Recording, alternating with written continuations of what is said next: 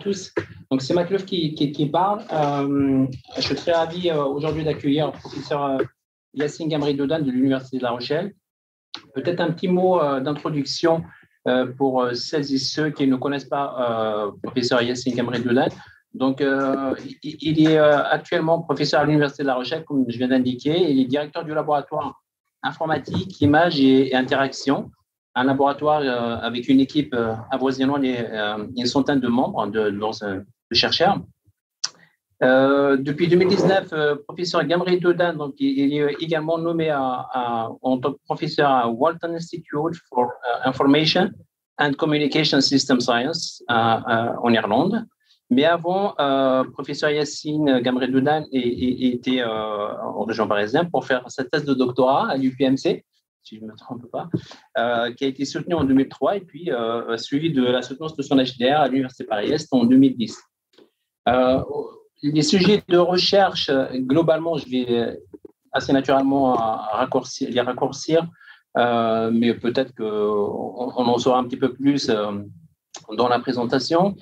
Donc, les sujets de recherche qui sont aujourd'hui actifs au sein des activités du professeur Gamri-Doudan, c'est autour des réseaux sans fil, des mobile computing, avec un focus sur tout ce qui est objets connectés, véhicules connectés, edge computing, 5G Beyond. Et je pense d'ailleurs le sujet d'aujourd'hui va résumer un petit peu ces sujets-là autour de la présentation intitulée que vous avez devant vous.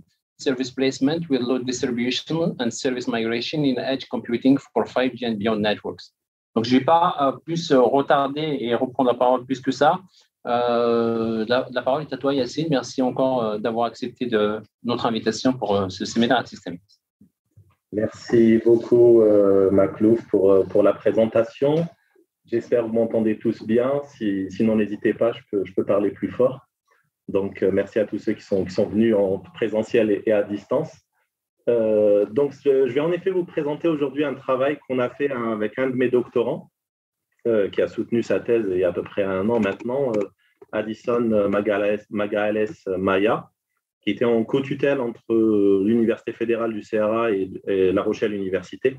Donc, on a encadré avec le professeur Miguel Franklin de Castro là-bas et Dario Vieira.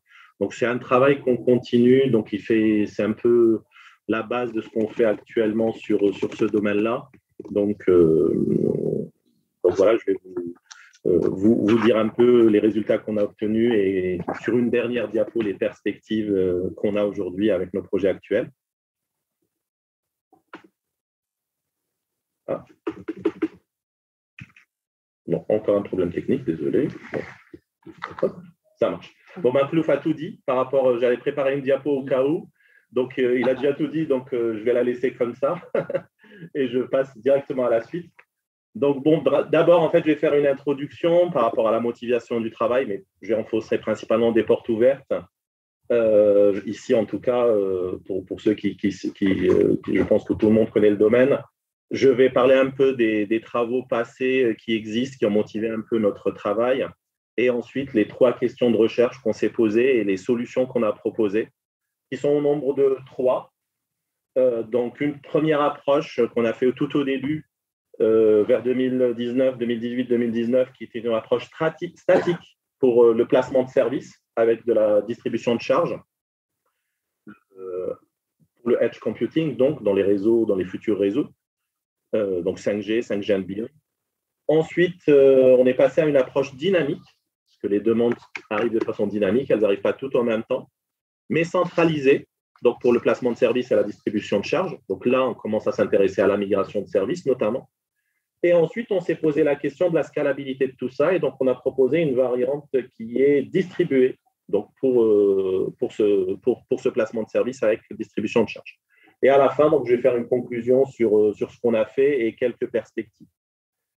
Donc, pour l'introduction, tout le monde connaît, je pense, qu'est le edge computing. Le edge computing, l'objectif, c'est de venir augmenter ou étendre le concept de cloud computing qui existe aujourd'hui depuis plus de 15 ans, pratiquement 20 ans, en rajoutant des ressources de calcul sur les nœuds qui se trouvent à la périphérie du réseau, donc, ou sur le chemin entre justement l'utilisateur final et le cloud. On a pris même une définition un peu plus large ici, parce qu'on va considérer que déjà, l'idée, c'est de mettre en place et d'installer des applications et des services en réseau, par exemple, il y a l'IoT ou autre, directement au plus près des utilisateurs. Et là, on a considéré le cas ou un modèle du système où ces capacités de calcul peuvent se trouver aussi bien dans le RAN, dans le Radio Access Network, à côté des stations de base, ou bien carrément dans le corps, donc directement avoir des mini-clouds directement associés au corps, et on va avoir le cloud de l'autre côté, en over-the-top également. Donc, l'idée, c'est justement de se dire, ces ressources-là qui se trouvent au plus près des base stations ou au plus près des équipements corps, comment on va gérer leurs ressources de calcul pour placer des services de façon efficace. Donc, les requêtes, naturellement, viennent des utilisateurs, et l'idée, c'est de ne pas systématiquement envoyer ces requêtes jusqu'au cloud, mais bien évidemment de les traiter au plus près pour réduire le temps de réponse dans ces systèmes-là. Donc ça, c'est le seul élément ici, peut-être par rapport à la définition du edge computing, c'est la supposition qu'on a prise dès le départ, qui est la supposition la plus large, c'est de dire que le calcul peut se faire aussi bien au plus proche des stations de base qu'au niveau du corps, avec des capacités de traitement aux deux niveaux. Et on a un peu considéré comme des capacités de traitement au niveau du corps pourraient être un peu plus importantes. Donc, le déploiement de ces applications pour répondre aux besoins des utilisateurs, nous avons une problématique de ressources partagées qui doit être allouée pour pouvoir justement accéder à ces services-là au travers de technologies de virtualisation quelconques, les VM ou les containers. Donc, le challenge, c'est, je vais les afficher tout de suite, l'ensemble. Les challenges, c'est en fait, dans les edge nodes, clairement, souvent on considère que la capacité de calcul au niveau du cloud est infinie. Mais infinie, elle n'est pas réellement infinie, elle est infinie relativement à ce qu'on peut placer au plus proche des utilisateurs dans le edge. Donc, dans le edge, on est clairement sur des situations où on est très contraint aux ressources si on se compare au cloud.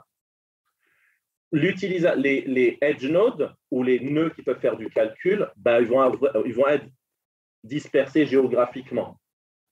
Peut-être pas toutes les base stations vont avoir du edge computing à côté. Au niveau du corps, il va y avoir peut-être un seul site, peut-être deux sites où on peut faire du calcul.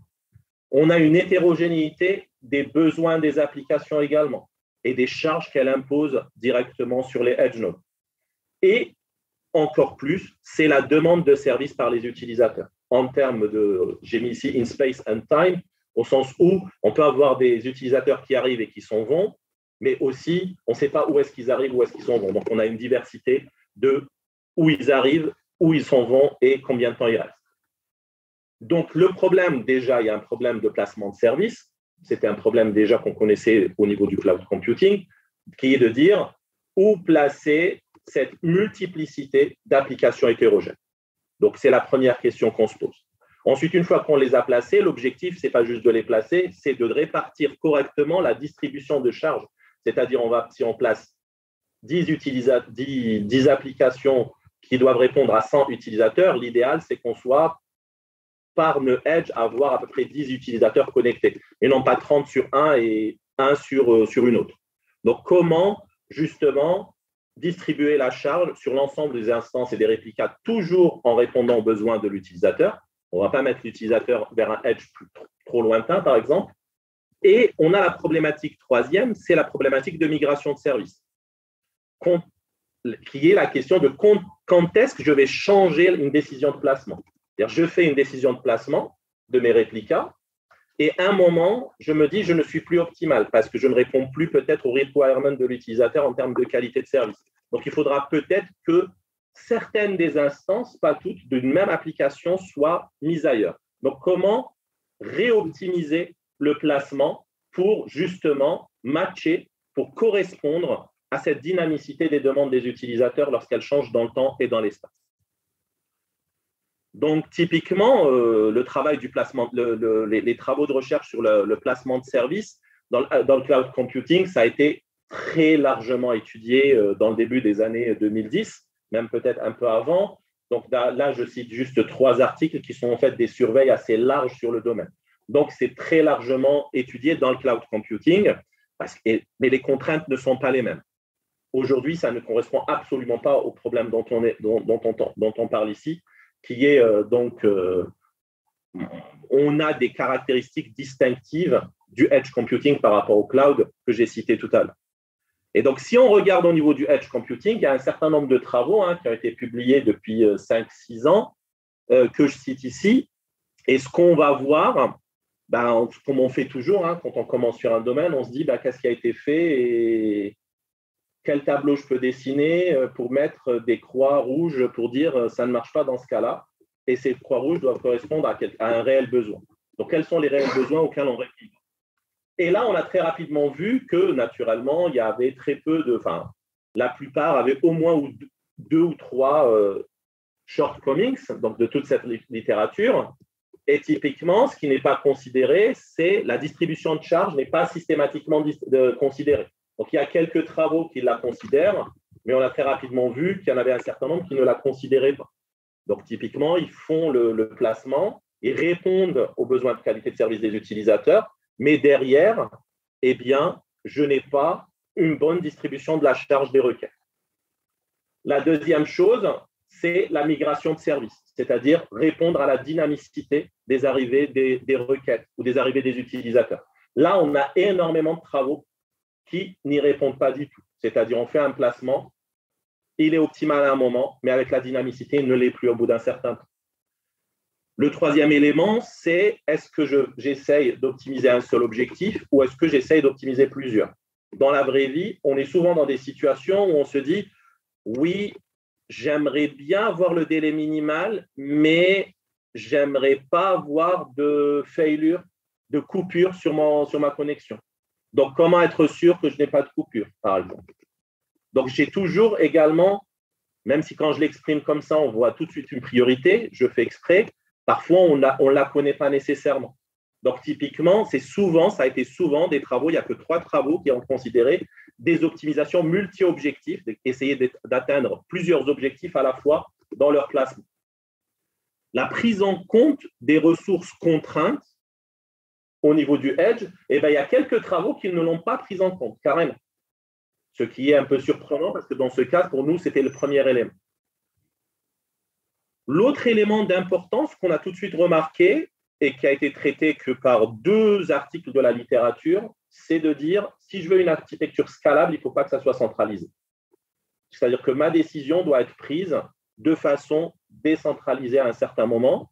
Et ce qu'on a remarqué, c'est que la plupart des travaux faisaient, on avait toujours un élément central qui décidait de tout, sauf que lorsque le réseau devient très large, comment on fait dans la vraie vie? Et le scaling des applications. C'est-à-dire que certains allaient dire je déploie une application et point, ou je déploie X instances, mais on n'avait pas de façon explicite je rajoute une instance parce qu'il m'en manque, ou j'augmente les ressources d'une instance. Donc le scaling horizontal et le scaling vertical, comme on dit. Donc là, en rajoutant des ressources, l'autre en rajoutant des instances. Donc, n'était pas nécessairement considéré par tous les travaux. Et à la fin, les paramètres de qualité de service, ce n'est pas juste j'ai l'application, elle est disponible. Il faut aussi que je puisse avoir un temps de réponse qui respecte une certaine deadline, notamment quand on réfléchit IoT, on réfléchit Ultra Reliable Low Latency Communication. Et dans ce cas-là, des critères de qualité de service en termes de deadline de réponse sont très importants. Et donc, comme vous pouvez voir, maintenant, si on regarde ligne par ligne, on s'aperçoit que les différentes solutions proposées ont au moins 3, voire 4 défauts par rapport à cet ensemble qui nous semblait être l'ensemble obligatoire pour traiter ce cas. Donc, on s'est posé 3 questions de recherche. On s'est dit, on va faire par étapes, on ne va pas tout résoudre en même temps. Et la première question qu'on s'est posée, c'est comment réaliser un placement de service et une distribution de charge, les deux en même temps. D'accord, prendre des décisions pour déployer non pas une seule, mais plusieurs applications ou services, et non seulement plusieurs applications ou services, mais plusieurs instances de ces applications et de ces services dans une infrastructure de type Edge Computing, en considérant le système modèle dont j'ai parlé tout à l'heure, au sein d'une infrastructure de calcul contrainte, en ayant des besoins d'application auxquels je dois répondre, notamment sur des besoins en termes de performance. Donc, on s'est dit, une fois qu'on a répondu à cette première question, vous allez imaginer, c'est tout de suite notre solution statique. Pour l'instant, on n'a pas parlé de dynamicité.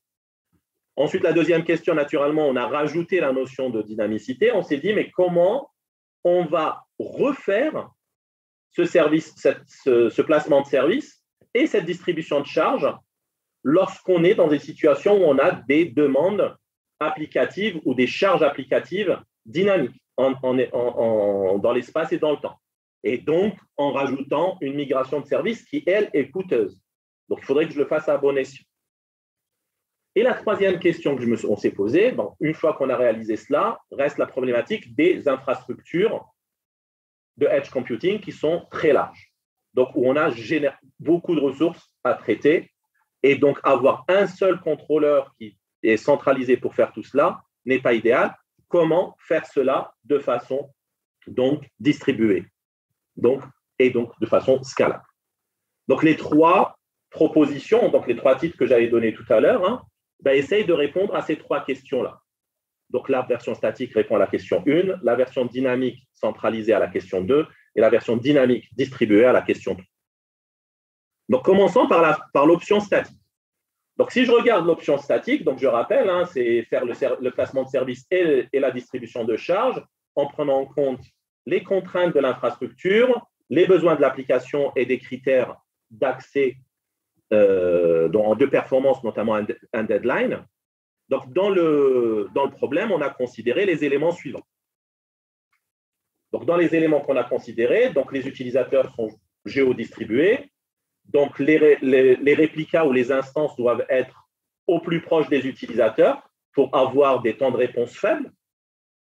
Les applications, en fait, vont être en compétition pour récupérer des ressources qui sont limitées au niveau de l'infrastructure Edge. Donc, on va essayer de les placer au mieux.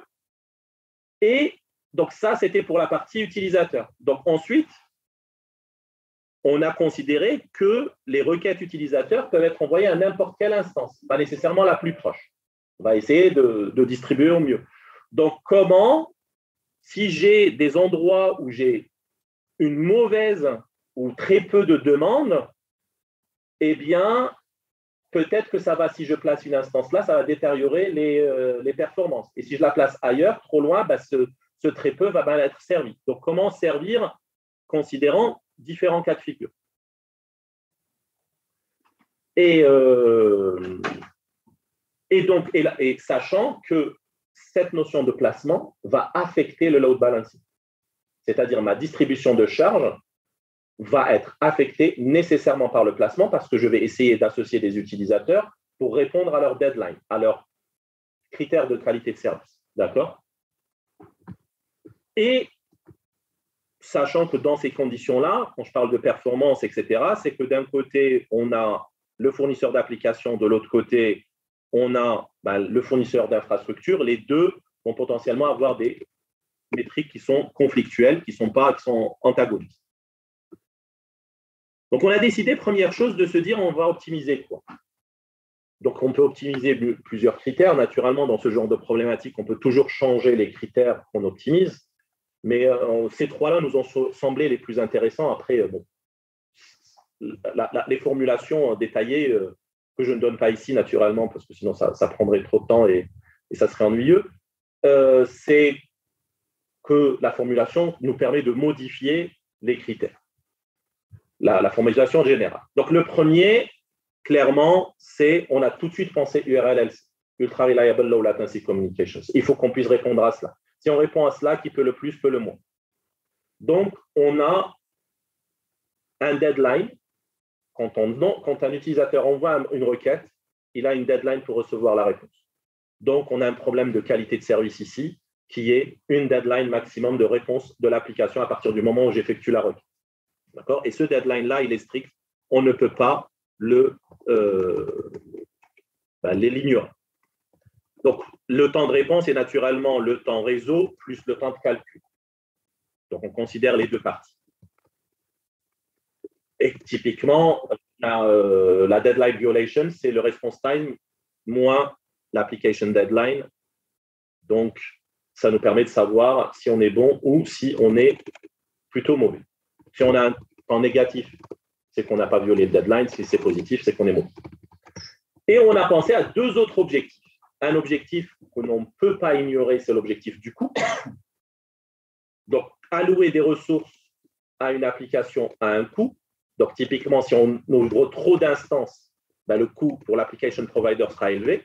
Surtout qu'on considère un modèle qui est le pay as you go, c'est-à-dire payer à l'usage, ici. D'accord? Et on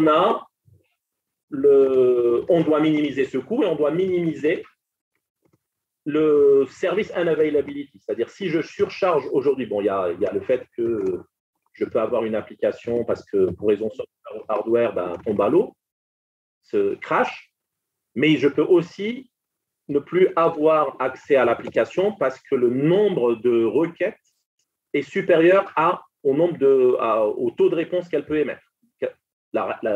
Donc là, je n'ai pas de stabilité à ce niveau-là. J'ai plus de demandes dans sa file d'attente à traiter que de capacité de réponse de son côté.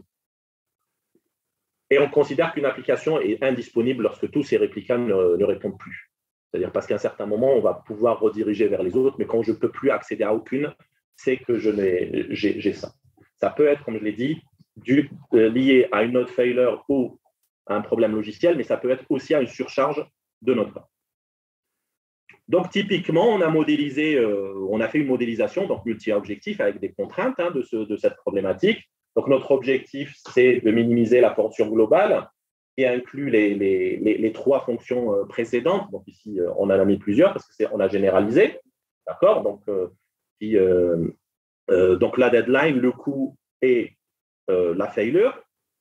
Et on a considéré que pour chaque application, donc les contraintes, c'est qu'on s'est dit, une application, si je suis un application provider, je vais spécifier, je dis, je veux pouvoir utiliser votre infrastructure, il y aura au moins une instance d'activer, ça peut être 0. Mais de l'autre côté, je ne vais pas payer pour 50 000. Donc, au maximum, j'ai un nombre maximum d'instances que je peux mettre en place. On va s'intéresser à chaque fois à la notion de l'existence d'un flux, c'est-à-dire si j'ai des utilisateurs là à gauche qui sont connectés à cette station de base et que l'application est à droite, donc là, sur ma flèche, j'ai l'existence d'un flux. Et donc, les existences de flux sont un paramètre à considérer ici. Donc, si j'ai l'application à un endroit, si j'ai une demande à un endroit, il faut qu'un flux existe entre la demande et l'offre. Ou si j'ai plusieurs offres, plusieurs instances, il faut qu'une flèche aille quelque part à partir de la demande. Et pour chaque flux, j'ai ce qu'on appelle un nombre. Et là, c'est le max request flow size, typiquement, sur chaque flèche, entre chaque point d'entrée du réseau où j'ai des clients pour une application donnée et tous les réplicas, la somme de tout cela doit correspondre au nombre de requêtes. Donc, pour garder la stabilité, que je n'ai pas des applications qui n'ont pas de flux ou un client qui est connecté à 2 flux, par exemple. Voilà. On doit garder, donc ça, c'est la notion de load conservation, liée justement au flux. Et je dois respecter la capacité du nœud. Donc, si j'installe une application sur un nœud, je vais installer un certain nombre de réplicas. J'ai une capacité max en termes de besoins applicatifs. Chaque application a ses besoins en termes de CPU, mémoire, etc. À un certain moment, je ne peux pas réserver plus. Ce n'est pas infini. Donc, je dois prendre en compte la node capacity. Et au final, je dois également surtout aussi garder la queue stability, c'est-à-dire le nombre de requêtes arrivant à une instance d'applicative doit être inférieur ou égal au nombre de requêtes que cette instance peut traiter. Sinon, j'ai un problème d'availability. Donc, je perds l'accès parce qu'en termes de performance, ça ne fonctionne plus. Donc, c'est un problème multi-objectif, non linéaire, contraint. Et on s'est dit, on va utiliser les algorithmes génétiques pour trouver une solution sous-optimale en un temps raisonnable pour cette problématique. Donc, ce qu'on a fait plus précisément, donc je ne rentrerai pas dans toute la modélisation dans le moindre détail, parce que j'ai envie de parler des 3. On a combiné 2 approches connues de modèles génétiques. Donc, un algorithme qui s'appelle BRKGA et un autre qui est le NSGA2. Et l'idée derrière, c'est ce qu'on va faire, c'est que d'abord, on va générer une population initiale, d'accord, une solution. Ça peut être aléatoirement ou pas, je vais en parler dans quelques secondes.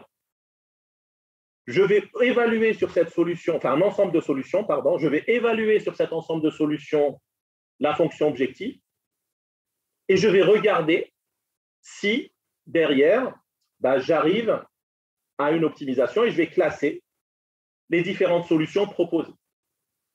Donc, ce classement, je vais récupérer que les N meilleurs. Et sur ces N meilleurs, bon, je ne vais pas parler du critère d'arrêt tout de suite, sur ces N meilleurs, je vais en classifier une partie comme étant des élites et une partie comme étant des non-élites. En gros, les élites, c'est ceux, c'est des algorithmes génétiques, c'est ceux qui ont hérité les bons chromosomes de leurs parents. Typiquement, c'est une probabilité, on va dire 60% vont hériter les bons gènes, les autres non. Donc, je vais garder ces 60%, par exemple, un exemple, et ensuite, ce que je vais faire, donc je les garde pour la prochaine itération, et je vais créer des mutants, c'est-à-dire d'autres solutions qui ressemblent à ces 60%, d'accord, pour compléter ma population, et je réinjecte le tout. Et je recommence. Et je vais recommencer comme ça. Typiquement, je me dis, si j'ai une population qui est bien, probablement la solution leur ressemble. Donc, c'est pour ça que je vais générer ces mutants-là qui leur ressemblent. Et comme ces mutants-là leur ressemblent, mais ce n'est pas les mêmes, je vais vérifier si j'ai fait mieux ou moins bien. Et je continue comme ça, mais à chaque fois, il y a des solutions que j'ai gardées d'avant, qui étaient bien classées, que je vais garder. Avec une certaine probabilité, avec cette notion d'élite et non-élite, certaines sont perdues. Et je continue à tourner, et ce qu'on a fait, c'est qu'il faut à un certain moment se dire, bon, c'est bon, j'ai convergé. Donc, il y a des auteurs, dans les initiales, c'est MGBM, donc c'est pour ça que je n'ai pas mis l'acronyme entier, parce que c'est les noms des auteurs. Et bien, à un certain moment, ils ont fait un estimateur qui va dire, là, je n'évolue plus.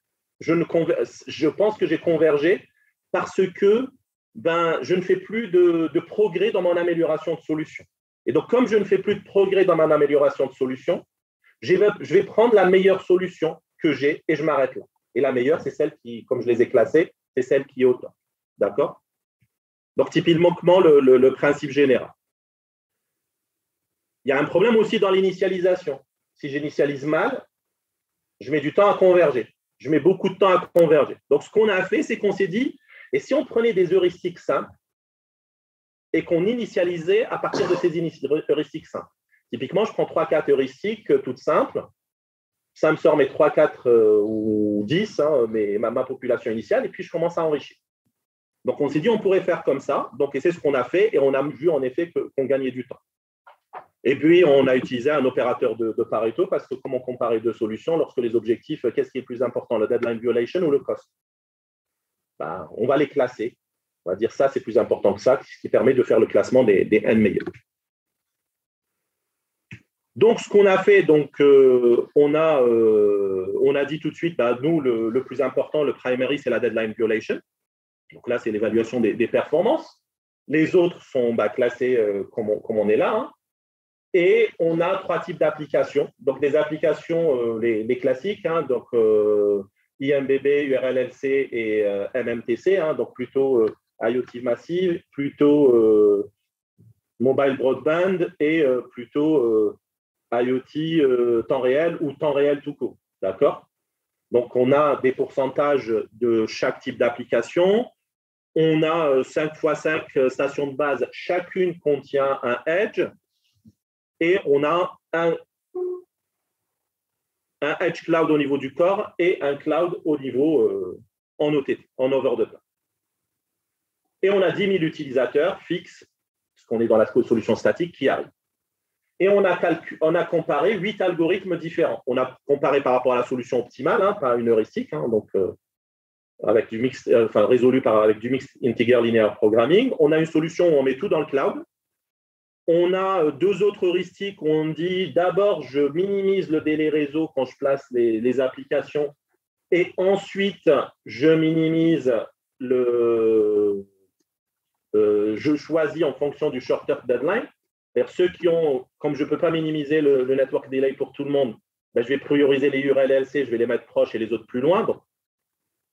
Et ensuite, je me dis, on a une solution où on a mis des clusters et au sein de chaque cluster, donc on a regroupé les base stations en groupe. Dans chaque cluster, ben, les gens qui arrivent dans ce cluster, eh bien, ce qu'on va faire, ceux qui vont avoir le deadline court, on va les mettre proches et les autres, on va les mettre plus loin. Et après, on a 4 versions de notre solution avec différents opérateurs de comparaison et une version simple objectif qui est uniquement la deadline violation. Je ne regarde pas les restes. Donc, juste pour comparer. D'accord ? Et pour l'heuristic initialization, ce qu'on a fait, c'est qu'on a pris des variantes de ces 3-là. Donc, je mets tout dans le cloud, c'est une solution. Donc, ça, c'est une population initiale, parmi les populations initiales. Donc, un individu dans la population. Le net delay plus le deadline, c'est une deuxième. Et comme j'ai plusieurs potentialités pour ça, bah, ça me donne un certain nombre d'individus. Et le cluster plus DL, quand je change les clusters, bah, j'ai d'autres solutions. Et donc, j'ai pris ça, on a pris ça, et on les a mis en entrée comme étant heuristique initial pour les MOGA et SOGA. Pardon.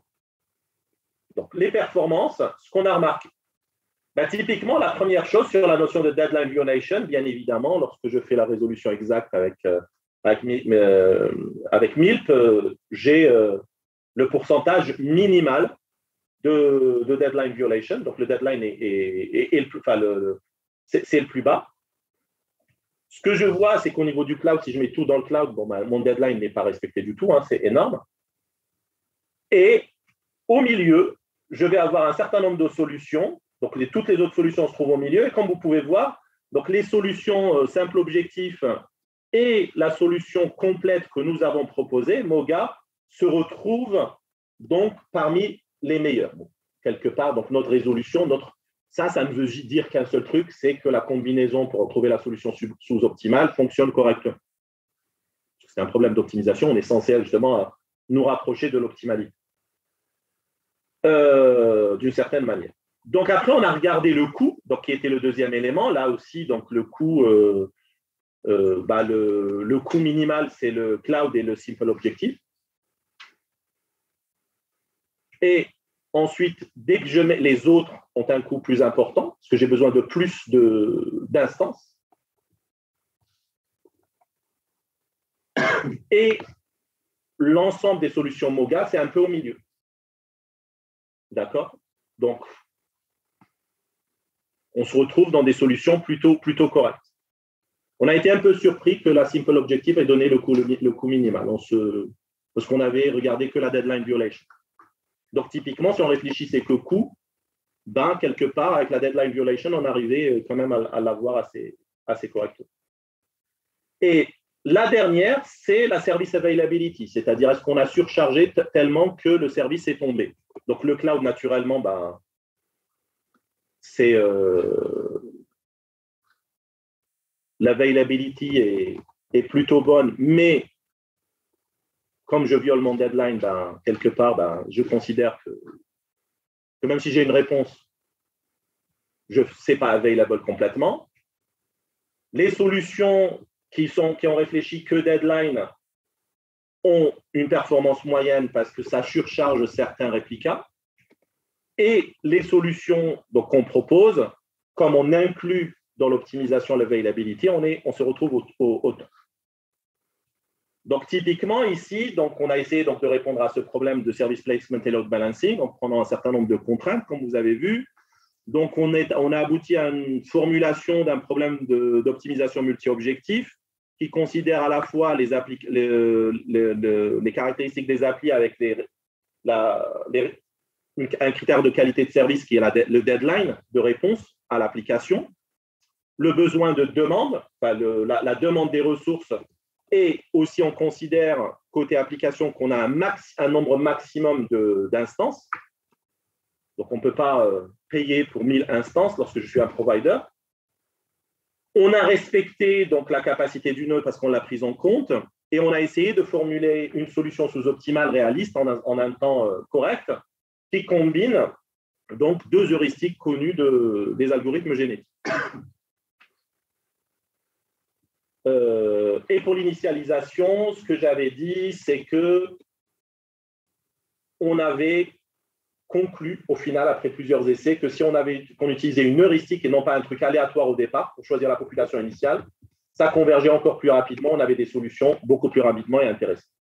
Par contre, là, une fois qu'on a fait ça, il ne faudrait pas que nos utilisateurs bougent. C'est-à-dire, s'ils bougent, l'optimisation ne fonctionne plus. Donc là, il faut absolument réfléchir à une migration de service. Ce qui est arrivé à la deuxième partie du travail qu'on a réalisé, donc comment faire un placement de service et une distribution de charges en considérant quelque chose, que la vie est quelque chose de dynamique. Mais on est toujours avec une approche centralisée. Oui. C'est uniquement le fait qu'ils sont en train de géographiquement se déplacer, ces utilisateurs qui posent la question. Pas uniquement. C'est aussi la mobilité n'est pas traitée de façon explicite. Par contre, l'idée, c'est que je ne me connecte pas à Netflix en même temps que toi. Et quand je me connecte à Netflix, ce n'est pas à vie. Je me connecte pour voir un film, par exemple. Bon, là, je prends Netflix, c'est quand même une connexion longue. Et typiquement, on se dit que les applications, on ne va pas y accéder tout le temps. Les arrivées des utilisateurs ne vont pas arriver tous en même temps avec un schedule, et je réserve pour le mois. Dans la vie d'aujourd'hui, c'est qu'on n'arrive pas au même moment. La mobilité est cachée derrière, mais on ne l'a pas traitée explicitement. C'est-à-dire, c'est une de nos perspectives, notamment, de traiter parce que la mobilité, ce n'est pas je m'arrête, c'est que je suis passé ailleurs. Donc, c'est indirect parce que c'est comme si tu as un utilisateur qui a disparu d'un endroit, il est apparu ailleurs. Donc, mais il y a un lien. La dynamicité, c'est sur les usages. Exactement. C'est la dynamicité uniquement sur les usages, pas la mobilité des gens. Tout à fait. Tu as bien fait de me rappeler de le dire. La mobilité n'a pas été traitée explicitement parce que dans la mobilité, la différence avec la mobilité, on peut considérer bêtement que la mobilité, c'est quelqu'un qui sort d'un endroit et un autre qui rentre à un autre endroit. Sauf que dans la mobilité, c'est connu depuis 25 ans, bien sûr, qu'il faut la continuité de service en plus. Et que le gars qui passe de là à là, il y a une raison de causalité et que je peux le prédire. Donc, mais ces éléments-là ne sont pas inclus dans l'étude. Donc là, si je considère, la charge applicative peut varier dans le temps et dans l'espace. Je peux avoir plus d'utilisateurs qui se connectent à un endroit à un moment ou moins. Et dans le temps, en fonction du temps, j'ai des utilisateurs qui apparaissent, disparaissent à divers endroits. Parce que des devices peuvent être inactifs ou tout simplement, c'est l'inverse qu'on devrait dire, parce que des devices pourraient décider de s'activer et de faire quelque chose. Ça peut être user mobility, mais ce n'est pas traité en tant que tel exactement. Ça peut être aussi des workload patterns. J'ai plus de besoins à un moment. Je suis dans de l'industrie 4.0, je récupère des données IoT. J'ai un workload qui augmente lorsque ma production augmente. Donc, il y a peut-être des heures dans la journée où je vais avoir plus ou moins, ce genre de choses. Surtout si ma cadence de production est variable en fonction des commandes, ce genre de choses. Je prends par exemple l'industrie 4.0, je prends Amazon. À Noël, ils vont avoir des besoins peut-être pour accéder à des données IoT qui ne sont pas les mêmes une autre période de l'année. Donc, la décision doit être réajustée. Donc, la première chose qu'on a fait, parce qu'on avait fait une plateforme qui ressemble un peu à ce que tu avais fait, Maklouf, ici, et initialement, on avait la solution statique, sauf qu'on devait faire une démo et que ça devait sembler réaliste. Donc, ce qu'on faisait, c'est qu'on réexécutait la solution statique à chaque fois que j'ai une nouvelle demande. Ce qui, bien évidemment, je refais de zéro et je replace. J'efface tout et je recommence. Ce qui, bien évidemment, en termes de coût, peut être énorme. Donc, je le cite juste après. Parce que le coût de la migration en termes de temps est énorme. Et aussi, je dois potentiellement devoir le faire avant que ça arrive. Je dois faire une pré-migration.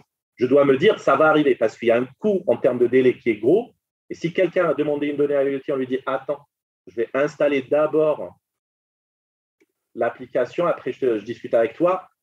Là, c'est problématique. Donc, les décisions doivent être réajustées à chaque fois que j'ai une fluctuation. D'accord? On change à la fois le nombre et la localisation des instances, pardon. On doit réajuster donc la décision, mais réajuster la décision qui va avoir un coût et un bénéfice. D'un côté, il y a un bénéfice parce que migrer une application à une nouvelle place peut réduire pour objectif de réduire la deadline violation, donc le response time. Donc, le temps de réponse doit être réduit. On a vu que c'était notre objectif primaire tout à l'heure. Par contre, en même temps, si on le fait au moment où la requête arrive, là, au contraire, on est en train de retarder la réponse. Parce que tout à l'heure, on avait le net delay plus le processing delay. Il ne faudrait pas qu'au milieu, je rajoute migration delay. Donc, il faudrait plutôt faire une pré-migration. Cet aspect ne doit pas négativement affecter le temps de réponse. Là aussi, donc globalement, ce qu'on a fait, on a essayé de faire ce qu'on appelle un feedback control, donc avec une approche qui s'appelle Limited Look-Ahead Control, LLC, où on a un contrôleur qui va mesurer, qui va avoir des mesures de feedback qui viennent du système et qui va envoyer des inputs, des contrôles inputs pour modifier le système. Et les contrôles inputs, ici chez nous, ça va être de dire tu fais telle migration maintenant. Parce qu'à partir de ce que je vois passer, je pressens que telle application va très rapidement être unavailable ou que les délais ne vont pas être respectés par rapport à la nouvelle population de personnes que j'ai. Donc, voilà les migrations que tu dois faire. Donc, typiquement, on va avoir donc, l'output du système, typiquement, c'est les temps de réponse et les tailles de fil d'attente des requêtes sur applicatif. Si je vois que ça augmente les deux, il faut que je réagisse. On a la perturbation de l'environnement, ce qu'on appelle ou l'environmental input, l'environment input, l'entrée de l'environnement. Pour nous, c'est le user-generated load, comment il a évolué dans le temps et dans l'espace. Et périodiquement, donc on va avoir des control inputs qui vont être générés, qui sont juste où est-ce que je fais mon placement d'application, le nouveau par rapport à l'ancien, et donc quelles sont les migrations que je réalise pour maintenir, et aussi l'affectation. C'est-à-dire que je change les placements et je dis à tel user, maintenant tu es sur telle appli, telle instance. Donc, c'est les deux éléments en même temps. Donc, on va les appliquer au système. Et l'idée, c'est de le faire de façon proactive. Donc, les actions de contrôle, on va les faire sur une prédiction de ce qui va se passer à l'instant suivant. Ce n'est pas par rapport à ce qui se passe maintenant, pour avoir un temps d'avance par rapport au problème. Donc, on fait une pré-migration des applications. Donc, pour ne pas avoir ce temps de migration qui vient nous perturber au milieu. Donc, là aussi, en fait, typiquement, ce qu'on a fait, c'est de se dire, on va regarder le passé, on va regarder l'évolution du passé, du response time et du queue et de la file d'attente, l'augmentation de la file d'attente. Et si je vois que ça augmente, je me dis, typiquement, mon control input doit faire en sorte que j'augmente les ressources. C'est-à-dire, je vais modifier mes ressources. Et là, je ne le fais pas pour une seule étape en avant. Je le fais sur une fenêtre de H étapes temporelles. Donc, je dis, l'action que je vais faire, en fonction de l'évolution que je vois maintenant, je me dis que la prochaine distribution, donc les migrations qui doivent être faites, la prochaine étape, c'est celle-là. Les suivantes, c'est celle-là. Les suivantes, c'est celle-là. Les suivantes, c'est celle-là. Les suivantes, c'est celle-là. Pourquoi je fais comme ça? C'est typiquement, l'objectif, c'est d'essayer de voir loin lorsque j'applique quelque chose maintenant. C'est-à-dire que le coût des migrations sur le long terme doit être faible. Donc, à mon avis, sur les H prochaines étapes, si je fais telle action, le coût minimal de la notion de migration, l'optimum de mon delay, etc., sur les H prochains coûts, va être le meilleur si je prends telle décision maintenant. Sauf que la décision que je prends maintenant, c'est la pré-migration que je le fais à la prochaine étape, mais l'étape d'après, je recalcule tout. Parce que j'ai peut-être des patterns d'utilisation qui changent.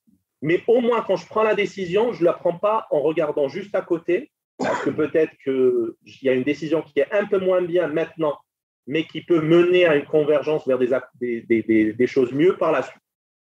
Donc, on a donc ce qu'on va engendrer, donc avec la prédiction du prochain état du système, ma connaissance de l'évolution de la charge générée par les utilisateurs et je dois choisir la meilleure contrôle que je dois appliquer et ce contrôle-là, je dois l'appliquer, je dois le faire pour l'étape T plus 1, T plus 2 jusqu'à T plus H moins 1.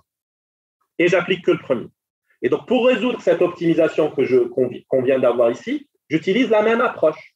Mais sauf qu'au lieu de l'utiliser sur la connaissance de maintenant, je l'utilise H fois, de façon généralisée, sur les prédictions de ce qui va se passer sur les H prochaines étapes.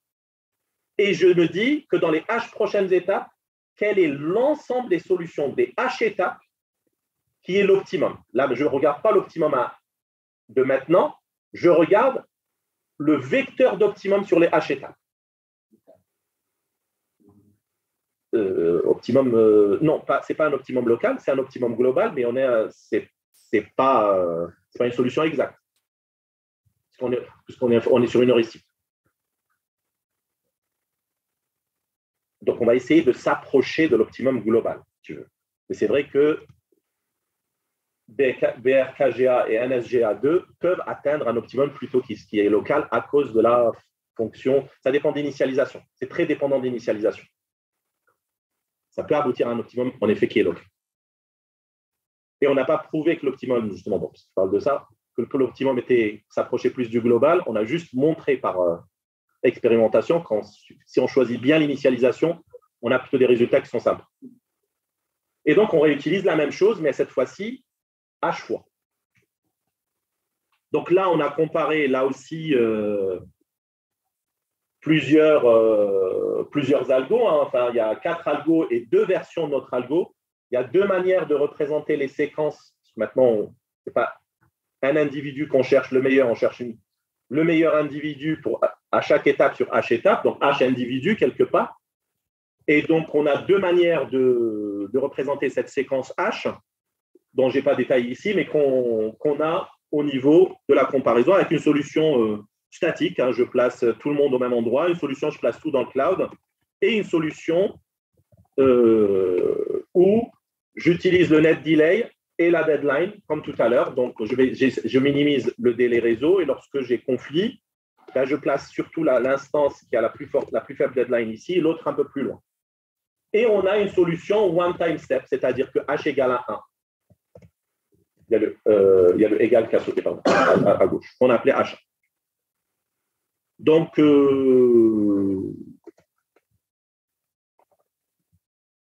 et on a en fait des patterns pour les applis. Donc, pour chaque appli, on va choisir un pattern. Ou bien la demande de cette appli est stable, il est augmentant, il est cyclique, il est en burst, puis il se recalme, il est en on-off, beaucoup, puis un peu, puis re-beaucoup, ou il est complètement aléatoire. Et ça, on le choisit aléatoirement pendant la simulation et on regarde est-ce que notre limited lookahead control peut fonctionner. Donc, on a pris 3 x 3, un réseau de 3 x 3 stations de base, 10 000 utilisateurs comme tout à l'heure, les 3 types d'applications, et on a considéré les 3 mêmes paramètres, donc le deadline violation, l'operational cost et l'immigration cost. Et ce qu'on remarque, c'est que la deadline violation cloud, systématiquement, on a beaucoup de deadline violation. Par contre, au niveau de notre approche, parce que le cloud, on place tout loin, donc deadline violation arrive très souvent. Par contre, par rapport au cloud, on est très bas lorsqu'on prend notre approche, qui est donc l'approche où on a une manière de représenter les chromosomes dans la modélisation qui s'appelle généralisée, donc qui est la meilleure. Lorsqu'on regarde l'operational cost, au niveau du cloud, on considère que le cloud est moins cher que le edge parce qu'il y a plus de ressources, il est faible naturellement. Le coût le plus élevé, c'est net delay, parce que là, net delay plus deadline violation, parce qu'on on a plus de réplicas qu'on génère, et nos solutions se retrouvent quelque part au milieu, mais quand même un peu plus proche du net delay et plus deadline que du cloud, ce qui est naturel. Le cloud étant considéré beaucoup moins cher. Et au niveau du coût de migration, l'option cloud est statique, il n'y a pas de migration, donc il n'y a pas de coût. Par contre, notre approche est celle qui fait le plus de migration en général. Donc ici, on a essayé d'avoir une approche dynamique, donc en considérant cette notion en utilisant une approche dynamique, donc du placement de services et du load distribution. en faisant de la migration de services. Donc, on a proposé un proactive controller donc pour faire de la migration, de la pré-migration avant que le problème n'arrive, pour qu'il n'y ait pas d'impact sur le temps de réponse. On a regardé donc là aussi plusieurs objectifs de performance, hein, comme tout à l'heure, on a repris les mêmes. On a regardé à H-étape. Donc, l'idée ici de regarder à H-étape, donc je l'ai expliqué longuement tout à l'heure, hein, c'est pour justement être sûr que l'optimisation qu'on fait maintenant, ben, elle est bien aussi pour l'avenir si la tendance continue à être la même. Les limitations, cependant, c'est que c'est une approche, encore une fois, qui est centralisée. On n'a pas distribué et donc, par conséquent, si j'ai une infrastructure très large sur toute la France, avec plein de… Sur chaque base station, je ne vais pas avoir uniquement à Orange, à Châtillon ou je ne sais où, un seul qui va gérer tout ça. Donc, comment distribuer la solution? Comment avoir quelque chose qui soit scalable? Donc, typiquement, quand on est centralisé, on a une vision sur tout aujourd'hui, mais ce n'est pas scalable et on arrive à avoir une optimisation globale. Lorsque c'est décentralisé, ben, chacun s'occupe de sa partie. C'est complètement décorrélé, ce qui fait qu'on n'arrive pas à avoir une optimisation globale. Donc, on s'est dit comment, de façon architecturale, on va essayer de mixer les deux, même si on n'aura jamais quelque chose comme l'optimisation globale, mais comment on pourra essayer de s'y approcher. Donc, ce qu'on a fait, c'est qu'en fait, on a combiné quelque part un maître et des esclaves en termes de contrôleur. Donc, on a un contrôleur global qui va avoir une vision agrégée, c'est-à-dire il va considérer que chaque cluster est un nœud, un gros nœud, en additionnant toutes ses capacités, etc.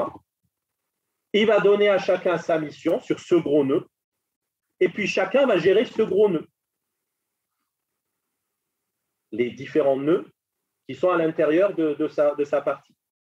Par contre, chacun va remonter des informations au contrôleur global pour justement continuellement mettre à jour. Jusque-là, on a juste réimplémenté le cas décentralisé. D'accord? Pour qu'on ait un minimum de collaboration, ce qu'on a fait, c'est que les contrôleurs locaux échangent des informations. Et on va voir comment justement cette collaboration entre contrôleurs locaux va se mettre en place parce que les sous-systèmes sont interconnectés. On le voit ici, hein, c'est pas, il y a des liens entre les sous-systèmes. Donc on peut, un utilisateur qui est connecté au sous-système qui est à gauche, il peut utiliser une application dans le sous-système qui est au milieu. Donc on ne doit pas l'interdire. Donc les nœuds sont partitionnés et splittés dans des sous-ensembles disjoints, appelés sous-systèmes. Chaque sous-système va avoir son propre contrôleur local. On a un contrôleur global qui va avoir une vue simplifiée parce qu'il va considérer chaque sous-système comme étant un seul nœud, d'accord, une seule entité. Les informations de chaque sous-système vont être agrégées ou moyennées sur certains intervalles pour remonter au contrôleur global pour prendre ses décisions. Et le contrôleur global, il va utiliser le LLC de tout à l'heure, hein, l'optimisation à base de LLC, pour optimiser globalement le placement. Il dit, je vais mettre tant de réplicas ici, tant de réplicas là, tant de réplicas là. En fait, ce qu'on va mettre, il va mettre plutôt des restrictions. Il va dire à chaque sous-système, voilà le nombre minimum d'instances de telle appli que tu dois avoir et le nombre maximum. Tout à l'heure, on avait juste le minimum était 1, le maximum, on avait un maximum global. Lui, ce minimum de 1 au maximum global, il va le distribuer entre les sous-systèmes en disant, toi, tu vas avoir telle et telle appli. Et pour ces applis-là, le nombre minimum peut être 10 et le nombre maximum 15. Donc, il va donner un intervalle entre le nombre minimum et le nombre maximum. Et si ça ne te suffit pas, ce que je te propose de faire, c'est que tu es autorisé à distribuer une partie de ta charge à tel sous-système, que tu vas donc considérer comme étant ton voisin. Et donc, une partie de ta charge, tu n'es pas obligé de gérer toute ta charge. Tu as la capacité de lui envoyer une partie de ta charge pour certaines applis, il t'enverra une partie de sa charge sur d'autres applis. Voilà. Donc, le local contrôleur, lui, il fait quoi? Il prend en considération ça. Donc, typiquement, le local contrôleur, il fait exactement ce qu'on faisait tout à l'heure en centralisé. Hein. C'est juste un contrôleur centralisé. Donc, il va placer les applications et faire la distribution de charge sur les nœuds à l'intérieur du sous-système. mais il va aussi gérer les interactions avec les sous-systèmes autres, qui seront donc ses voisins. Donc, il va appliquer les restrictions que je viens de citer juste dans la diapo d'avant sur le nombre min de réplicas, d'instances, le nombre max et combien il peut décharger sur ses voisins. Et typiquement, lui, il va considérer ces nœuds et il va considérer les autres sous-systèmes comme étant des nœuds aussi. Il va les voir comme étant des gros nœuds avec des capacités. Et il va considérer comme voisins uniquement les nœuds et uniquement les sous-systèmes, pour lesquels le global controller l'a autorisé à décharger une partie de sa charge. Donc, si un voisin, c'est quelqu'un à qui je peux décharger une partie de ma charge, ou qui peut m'envoyer une charge. La somme des deux variables doit être supérieure à 0. Donc, dans une direction et dans l'autre. Donc, globalement, on reprend ce qu'on avait avant et on rajoute ces contraintes-là dedans pour résoudre le problème. Mais, encore une fois, là, je l'ai déjà dit, un sous-système voisin sera vu comme une entité, une seule entité. Moi, j'ai fini d'enseigner. D'accord. Ouais, je pense que j'ai fini. Il reste les performances et puis je saute la conclusion, je fais les perspectives. Donc le local, oui. Donc ici, ce qui va se passer, le plus important, je passe au plus important, c'est qu'ici, ils doivent se parler, les sous-systèmes, pour optimiser. Parce que typiquement, les sous-systèmes vont faire leur optimisation en parallèle. Chacun est en train d'optimiser. Donc, pour optimiser, pour savoir combien il peut décharger vers son voisin, il faut qu'il sache l'état de son voisin, est-ce qu'il peut ou pas le faire. Donc, chacun va partager avec ses voisins son état. Mais c'est à l'état actuel, pas l'état après optimisation, après migration. Donc, ce qu'on va faire, c'est qu'on va faire un truc itératif. Donc, je regarde l'état de mes voisins maintenant, je fais mon optimisation, sachant qu'eux aussi font leur optimisation, et ensuite, ils me redonnent leur nouvel état, je leur donne mon état et on refait une optimisation. On peut faire plusieurs étapes. Donc, l'itération peut avoir 1, 2, 3, 4, plusieurs étapes. Et ensuite, au bout d'un certain temps, le nombre d'étapes, là, il est fixe, hein, c'est empirique. On dit 3 étapes, 2 étapes, 1 étape. Et une fois les itérations terminées, je m'arrête. Donc, là aussi, ce qu'on fait, on compare la solution centralisée, la solution tout au cloud, une solution coopérative, c'est-à-dire une solution où je peux décharger de la charge sur mes voisins, et une solution non coopérative, c'est-à-dire ma propre optimisation, mais où je ne peux pas utiliser mes voisins. En gros, la solution où on est très loin du global optimum. Et donc, on a pris 3 exemples de sous-systèmes, ou bien 3 sous-systèmes. Toutes les base stations en un sous-système. Le core, c'est un sous-système, et le cloud est un sous-système. Les base stations, j'en ai 9, 3 par 3. Donc, je les résume 3, 3, 3. Donc, on a 3 sous-systèmes avec des base stations, le core et le cloud. Et on a même pris le cas où chaque base station est un sous-système à part.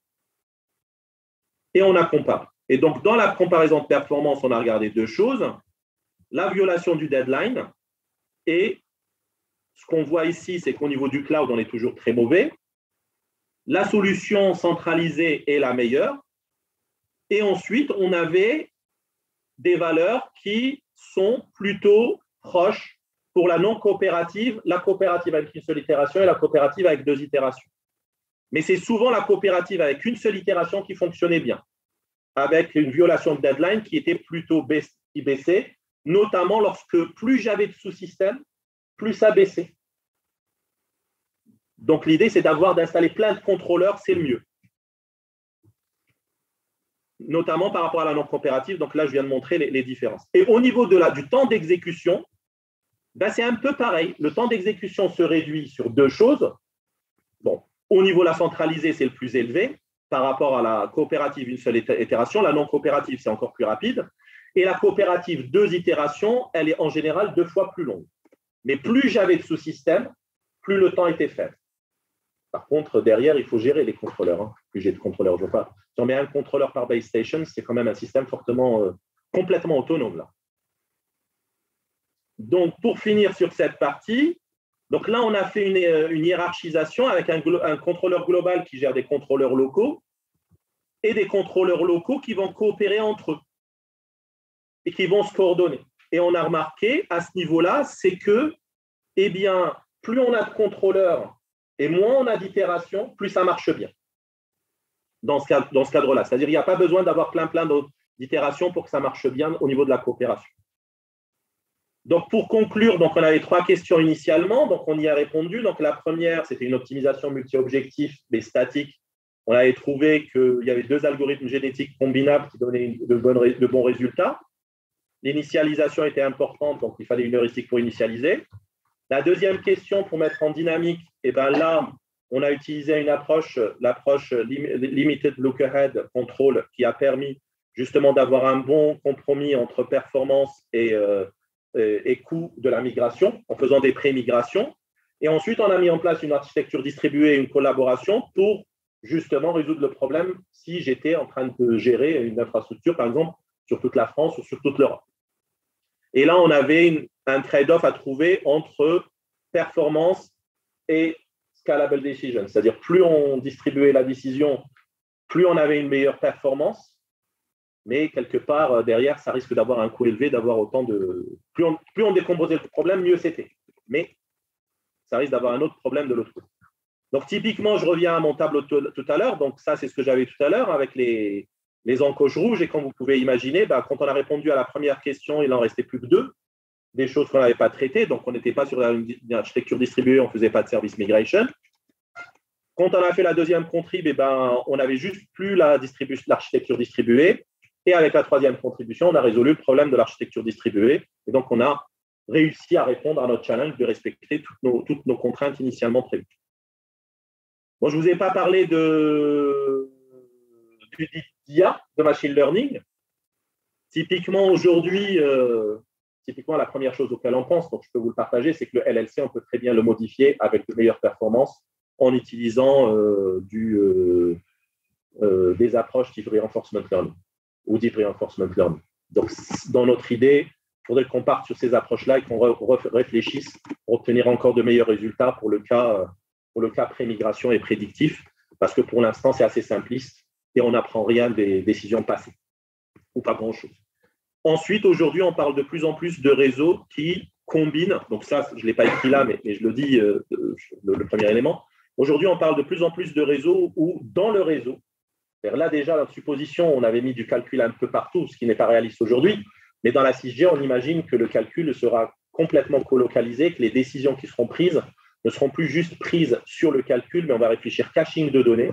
C'est pas j'ai des CDN, j'ai de l'edge computing et j'ai du réseau. Les 3 sont ensemble.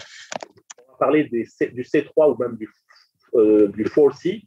Le C3, donc Caching, Computing, Communication, ou Collaborative Caching, Computing, Communication and Control. Donc, collaboratif C4. Donc, on parle de plus en plus de ça. Et donc, dans le network slicing, il faut déjà penser à toutes les ressources en même temps, pas seulement les ressources réseau. Donc, comment réadapter toute notre réflexion dans ce contexte-là? Comment avoir des situations où j'ai même les nœuds qui peuvent quitter le système? Un nœud peut s'éteindre pour une raison ou pour une autre. Comment je peux considérer des situations où les nœuds peuvent aussi disparaître, pas seulement les applications, enfin les demandes aux applications? Comment traiter le cas où j'ai des microservices? Ce n'est pas des services, ce n'est pas un service monolithique, j'accède à un microservice qui accède à un autre. Donc, je dois les placer et un microservice peut être contacté par plusieurs microservices. Comment créer ce graphe entier?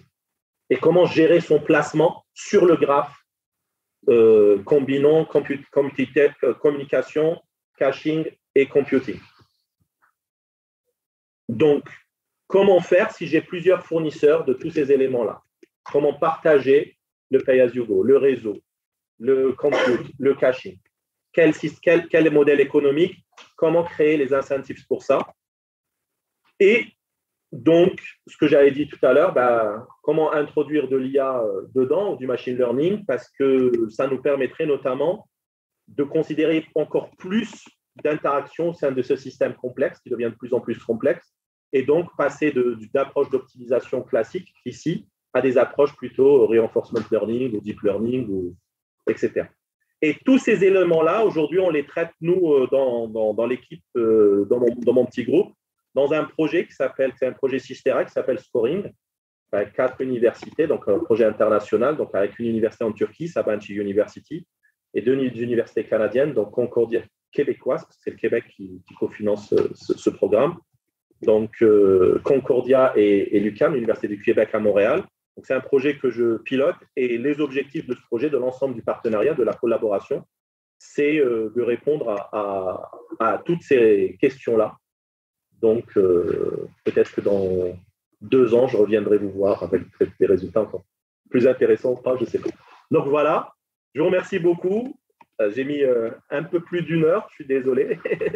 J'espère que je n'ai pas perdu beaucoup de gens à cause du temps. Non, je pense que... merci beaucoup en tout cas. Est-ce qu'il y a des questions dans la salle et puis on ligne également. J'essaie de revenir pour croiser. C'est juste une question comme ça, au dévoté sur le. En fait, la question c'était par rapport au fait qu'on s'oriente vers beaucoup de zéro touch. Donc, en gros, en fait, on a des systèmes et du coup, voilà, ça rend les systèmes beaucoup plus imprédictibles pour la cyber et du coup, comment on arrive à gérer cette dynamicité des architectures et des services, le déploiement des services et être capable d'anticiper et surtout de faire le tri entre le load balancing qui est normal ou justement c'est une attaque qui est en train justement de mettre à mal le système et surtout comment on évite que ce système-là soit utilisé contre nous parce que c'est une stratégie de gestion des ressources réseau qui paraît de manière tout à fait opaque parce qu'on va blackboxiser en quelque sorte la gestion du réseau qui rajoute beaucoup d'opacité et on aura de plus en plus de mal à justement voir ce qui est normal, ce qui est malveillant, ce qui est de voilà. Le plus gros problème, c'est le zero day attack. C'est ça auquel on ne sait pas répondre. Parce que typiquement, nous, on a un autre projet, donc c'est franco-luxembourgeois, donc c'est une ANRPRCI, donc avec l'Université du Luxembourg, où on s'intéresse à ce cas-là dans un cas particulier seulement, de ce type de réseau-là, justement qui sont orchestrés de façon distribuée, etc., qui est le cas des réseaux, des slices qui sont transfrontaliers.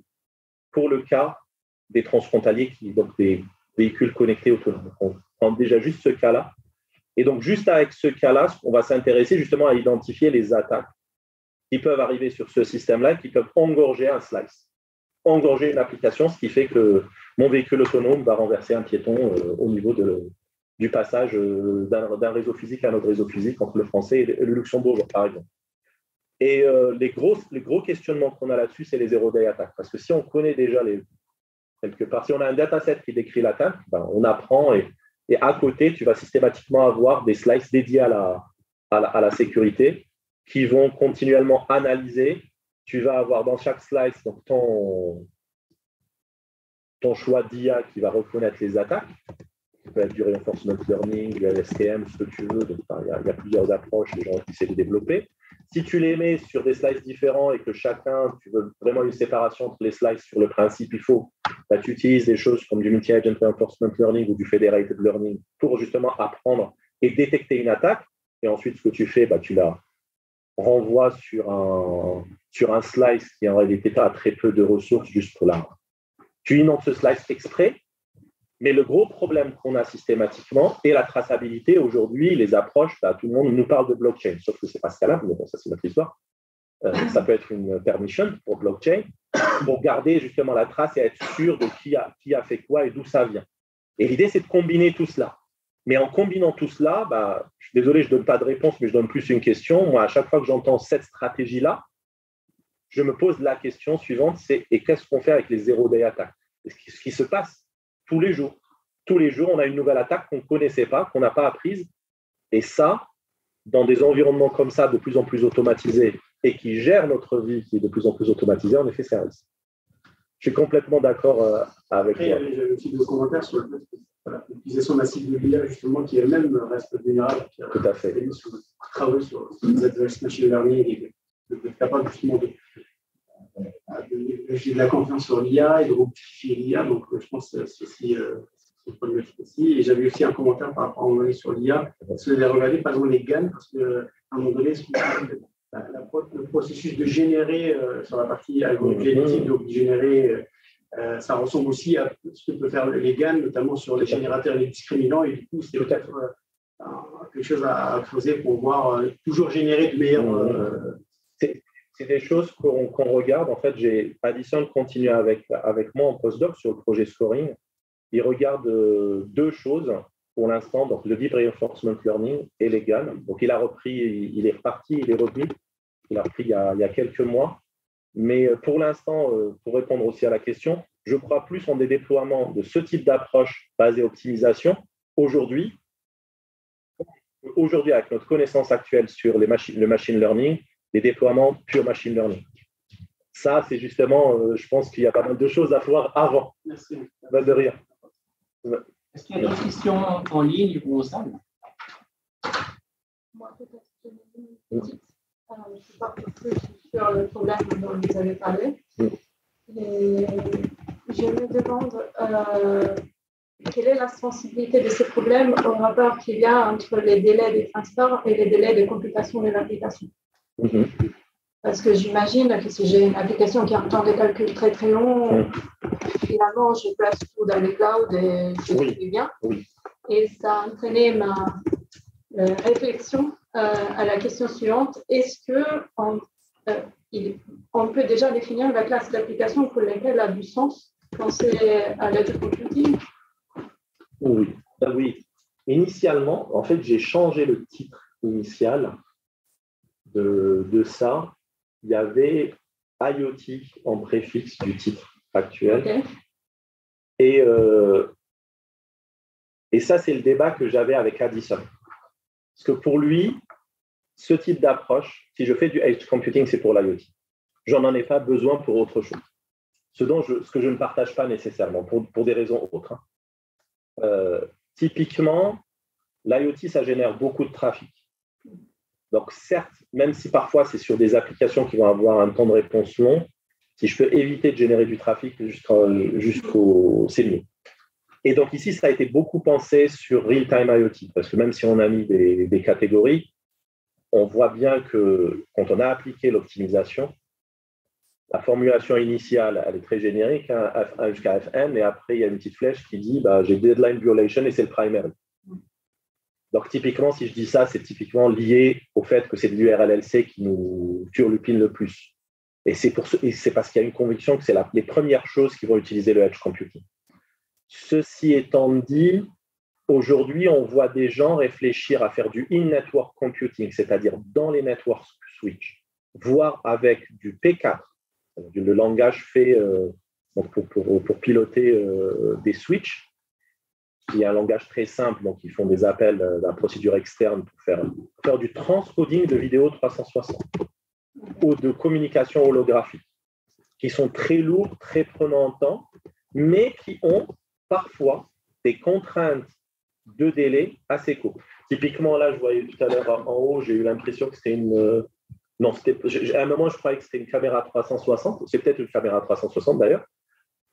On est en train de la broadcaster. Si le transcoding se fait dans le cloud parce que tout le monde n'a pas le même viewer ou la même qualité, ça risque d'être très long et l'interactivité ne sera pas bonne. Alors que le transcoding, c'est une tâche lourde.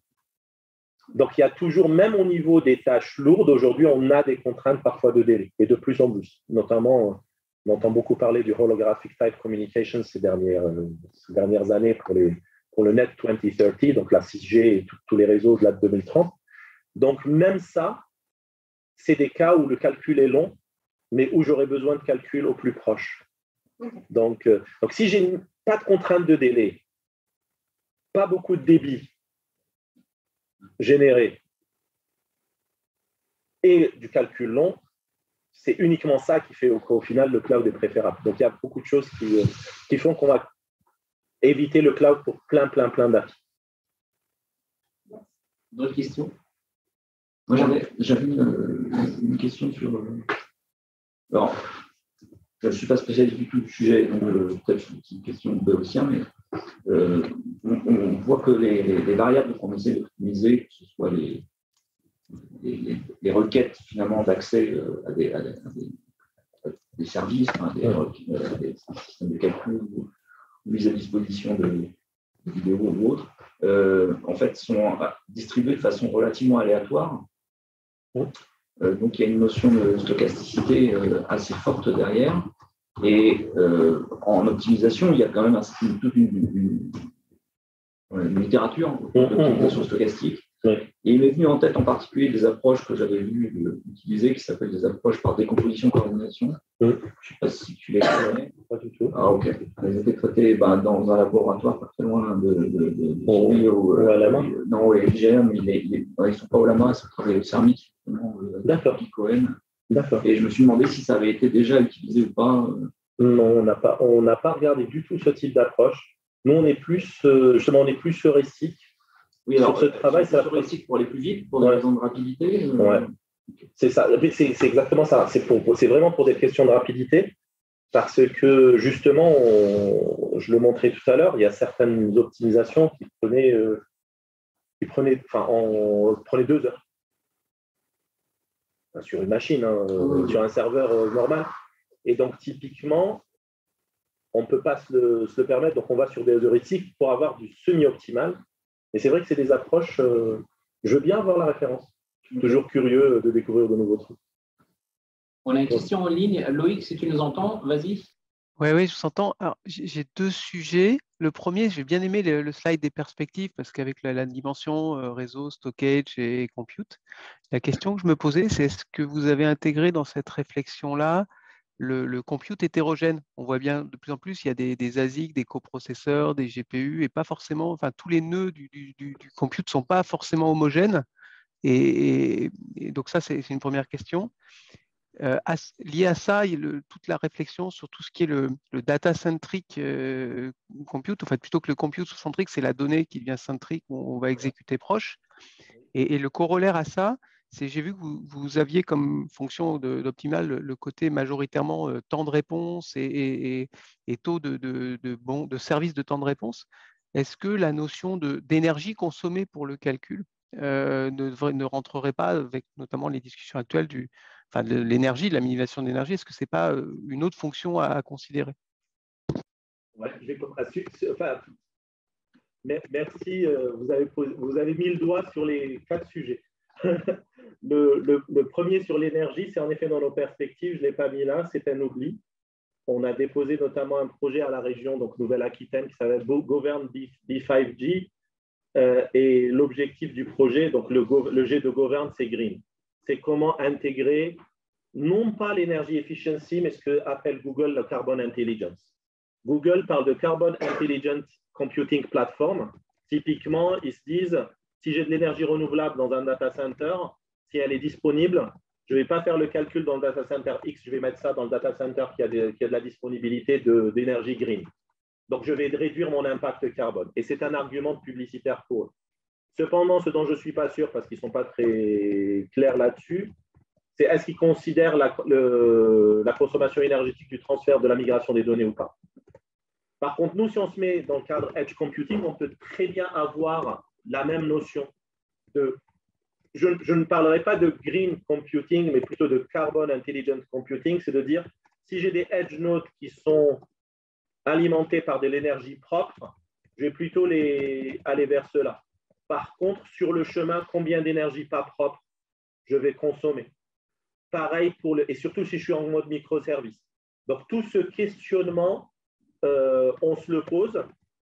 On se le pose, mais bon, comme ça avait commencé, donc on se l'est posé, on l'a écrit, on l'a soumis, on espère être financé dessus. Donc, la partie green, donc ce n'est pas quelque chose qu'on a attaqué, mais c'est des questions qu'on se pose. J'ai des collègues aussi qui travaillent chez nous sur les microservices. Ils ont une thèse en cours sur exactement le sujet de dire, je prends le graphe de microservices d'Amazon et je me pose la question, comment rendre ça plus green? Parce qu'aujourd'hui, si je vois… quand je me log à un service, je me log à San Francisco. Puis j'accède le microservice suivant, il est en Finlande et le troisième, il est en Islande. Et donc, c'est peut-être pas logique. Donc, comment avec des techniques de graphe, je vais réarranger mon graphe dynamique entièrement en fonction du load et de ce qui arrive pour mettre les microservices au bon endroit et faire de la migration de services. Donc, j'ai 2 collègues qui travaillent là-dessus. Donc, ça, c'est pour l'aspect green. Pour l'aspect, donc je reviens maintenant à la première question, puis je vous redemanderai celle du milieu. La première question, c'était relativement aux différentes… tous les types de processeurs ne réagissent pas pareil.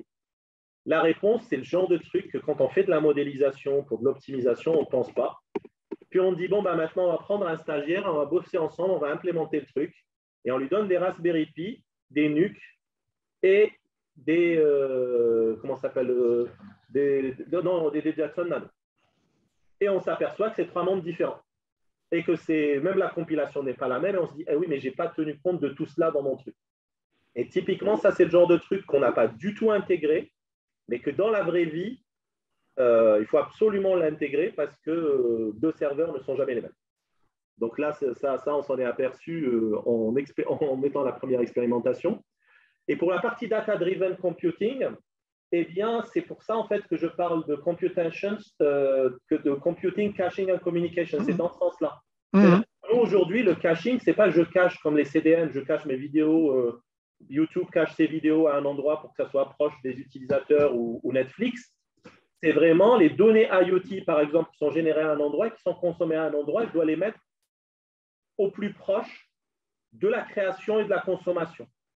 Et la consommation, c'est le computing, qui lui est au plus proche de l'utilisateur final.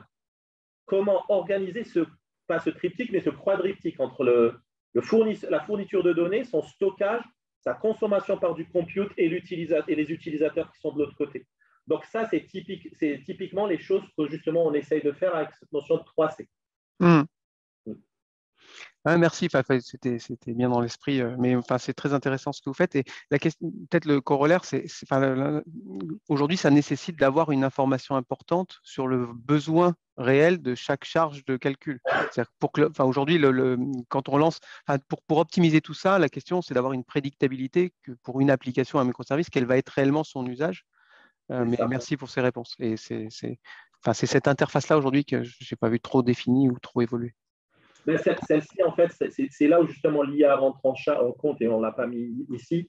C'est typiquement à chaque fois que je rajoute, j'ai des modèles génériques et à chaque fois que je rajoute dans le load, je l'augmente, je vois comment ça augmente et je me dis, bon, pour cette application, sur ce type de matériel, voilà la signature d'évolution de la charge. Et donc, je vais avoir une fonction d'évolution de charge spécifique. Et ça, pour l'instant, nous, on ne l'a pas intégré dans nos modèles, mais j'ai vu des papiers là-dessus, j'ai vu des collègues qui travaillent sur le même sujet, modéliser ça avec du LSTM ou autre, et j'utilise justement des approches de type deep learning pour justement mixer les 3-4 infos. Mais on n'y a pas encore trop touché. Ok, merci. Merci Yacine, merci à tous pour les questions. Je propose de clôturer.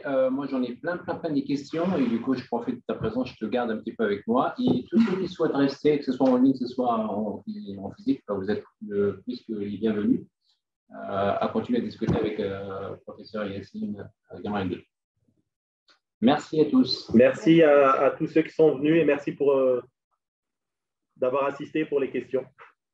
Et vous avez mon adresse mail sur la dernière diapo si vous voulez me contacter pour partager les articles relatifs à ça, la thèse relative à ça, des questions, ce que vous voulez.